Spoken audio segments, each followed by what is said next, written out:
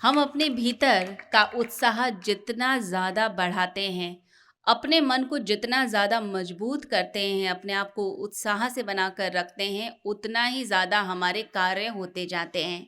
अगर हमें अपने देश को ऊँचा उठाना है, अगर हमें और आगे बढ़ना है, तो सबसे पहले हर व्यक्ति को अपने अंदर के उत्साह और उमंग पर काम करना होगा।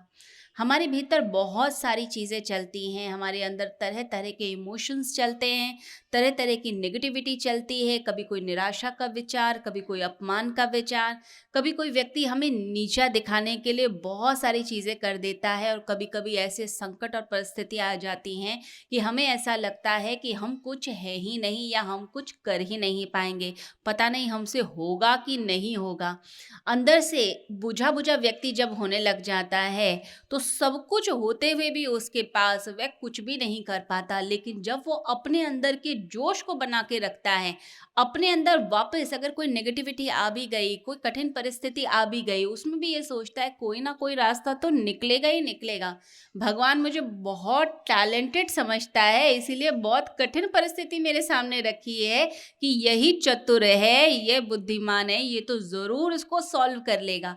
ऐसे अपने मन को उत्साहित रखना चाहिए और ऐसे हमें रास्ते बना के रखने चाहिए। हमने देखा अपने देश के अंदर कि हाईवे टनल के अंदर कैसे 41 मजदूर जो है फँस गए थे।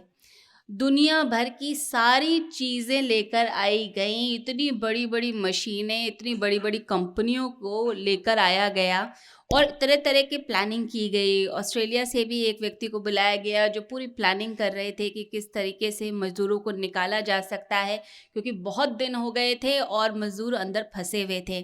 तो देश के सम्मान की बात थी, गौरव की बात थी कि हम अपने लोगों को बचा भी पाते हैं कि नहीं बचा पाते हैं। तो जहाँ पर बड़ी-बड़ी मशीनें फ़ेल हो गई, बड़ी-बड़ी चीज़ें फ़ेल हो गई, कंपनियाँ फ़ेल हो गईं, वहाँ पर कौन काम आया? वहाँ काम आया इंसान का जज़्बा, जो रैट माइनर्स ने अपने खुद के दम से दिखाया।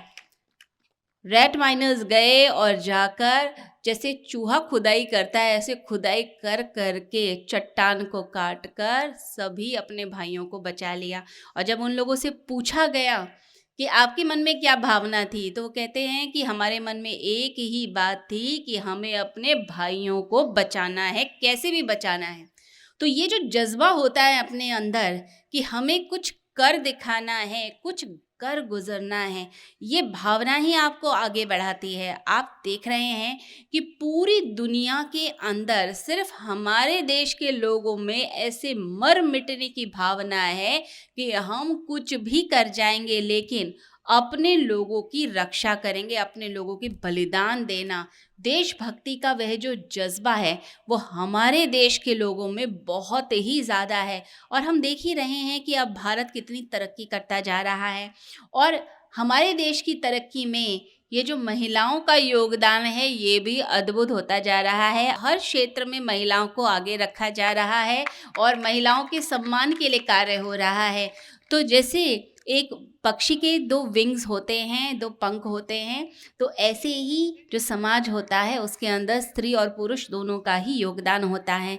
तो अगर महिलाओं को भी आगे बढ़ाया जाता है, उनके टैलेंट को आगे विकसित किया जाता है, समाज जो है उनको मोटिवेट करता है, उनके लिए चीज़ें होती हैं, तो वह जो हैं उनके अंदर भगवान ने एक इमोशनल इंटेलिजेंस दी है। वो इमोशनल इंटेलिजेंस का यूज़ करके वह महिलाएँ जो हैं पुरुषों से भी आगे बढ़कर काम कर जाती हैं। तो वह जो हमारे देश में अब हो रहा है कि महिलाओं को आगे बढ़ाना और साथ में अगर देखा जाए कि हम योग में, वेदों में, शास्त्र में, इन सब में तो हम आगे हैं ही।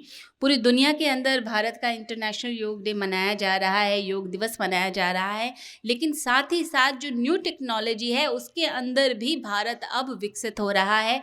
अब देखा जाए जो डिजिटल इंडिया का जो कॉन्सेप्ट है, जो डिजिटलाइजेशन हो गई है बैंकों के अंदर और लोग इतना जो है ऐप्स का इस्तेमाल कर रहे हैं, पेमेंट के लिए भी अब जो है कैश का इस्तेमाल कम हो रहा है, डिजिटली लोग फटाफट कर देते हैं।